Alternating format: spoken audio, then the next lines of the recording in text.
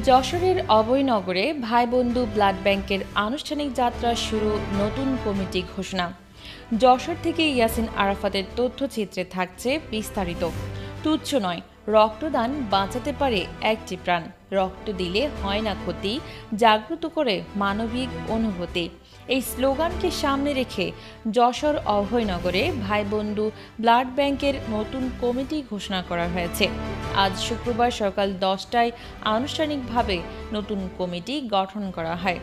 ভাইবন্ধু blood ব্যাংকের আগামী 6 মাসের ঘোষিত কমিটির সভাপতি হিসেবে নির্বাচিত হয়েছেন আলবিদ হাসান রিপন, সাধারণ সম্পাদক আব্দুর রুহানি হুসাইন, অর্থ সম্পাদক মাসুম বিল্লাহ, সাংগঠনিক সম্পাদক ফরাদ আহমেদ।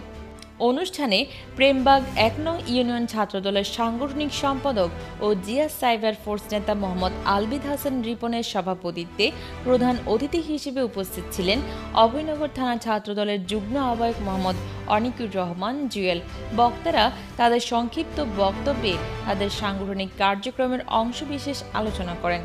এ সময় নবনির্বাচিত সভাপতি আলবিদ হাসান রিপন বলেন, আমরা গত 6 মাসে আমাদের সংগঠনের সদস্যদের চেষ্টা ও সহযোগিতায় শতাধিক মানুষকে রক্তদানে সক্ষম হয়েছি।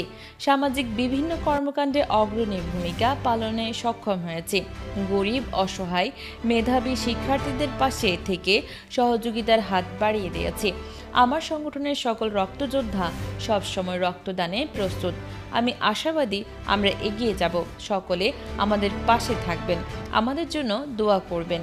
নবগঠিত কমিটির সদস্যরা হলেন জাহিদ হাসান, মনির উদ্দিন, সোহেল হোসেন, নাইম উদ্দিন, মহিবুর রহমান, আহাদ পারভেজ, মুশফিক মনার, আমির হামজা ও তাজউদ্দিন আহমেদ, আল মামুন, সবুজ তরফদার, মিরাজুল ইসলাম ফয়সাল, হাবিবুর রহমান, জহির রায়হান, সুজন আহমেদ, জাকির হোসেন, নাইম ইসলাম, মুজাহিদ ইসলাম, শরীফুল ইসলাম, ডক্টর প্রমুখ।